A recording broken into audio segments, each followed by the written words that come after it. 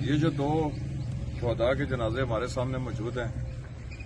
اللہ تعالیٰ شہادت کی موت ہر کسی کو نصیب کرے، اور میں سمجھتا ہوں یہ کسی خاندان کے اوپر اللہ تعالیٰ کا خاص فضل اور کرم ہوتا ہے۔ جدائی برداشت نہیں ہوتی،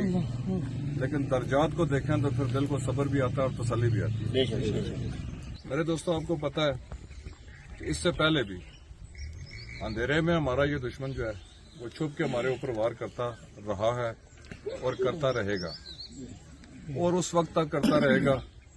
جب تک سارے معاملات ہمارے فائنلائز نہیں ہو جاتے۔ ہمارے کسی فعل سے ہماری ریاست کو نقصان نہیں ہونا چاہیے۔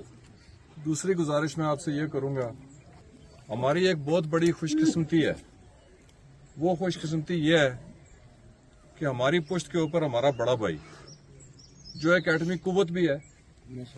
اور جب کہیں سے ایک میزائل فائر ہوتا ہے تو اس کے بدلے یہ 10 میزائل فائر کرنے کی صلاحیت رکھتا ہے۔ میں محسوس کرتا ہوں یہ ہمارے اوپر بڑا اللہ تعالیٰ کا فضل اور کرم بھی ہے۔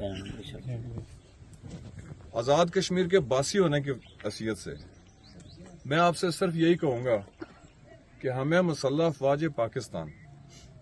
جو ہماری عزتوں کی بھی محافظ ہیں،